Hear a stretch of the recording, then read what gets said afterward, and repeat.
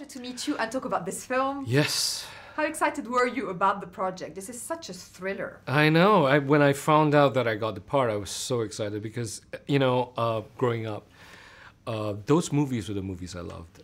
Die Hard, Towering Inferno, and I liked the disaster movies where they put people in very small spaces, right? Poseidon Adventure, Airport, So when I read the script, I was, it was very easy to fall in love with the script because so much of it reminded me of all the movies that I loved in the past. So that and Dwayne Johnson, of course. Yeah. Well, he is larger than life in every single way because, he has such passion for movies. He's such a big star and he loves everything he does. So it must be a pleasure really to work with him. Yeah, I think that it's always, making movies not easy, right? I mean, the number of hours you do and, the length of time and you're away from family and all that stuff. He makes it so much easier because, he comes in with so much energy and so much positive energy. And he is the best person to work with, especially on an action movie.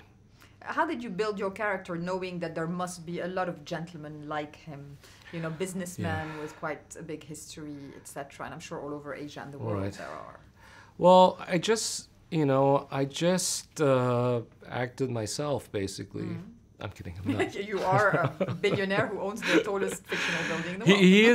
He is a little more posh than I am, I think, and he's a little more refined than I am. The thing was part of the research that I did was, I was looking at all the great thinkers or visionary people, in the last 100 years. So we have people like Elon Musk.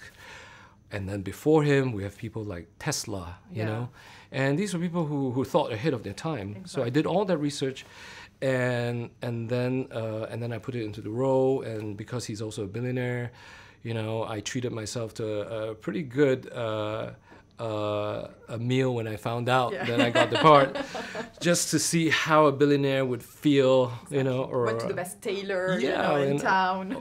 Went to a bespoke tailor, went to a 2-star Michelin restaurant for lunch.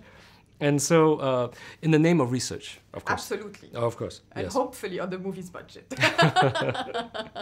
Do you enjoy tall buildings? I mean, it's not for everyone. You know what? I grew up in a city that's pretty built up, right? Singapore, right? I mean, so I'm used to tall buildings, but I'm not a fan of heights. I'm not. So when I found out that I got the part, the first thing I wanted to do was to get a sense of how high actually this is.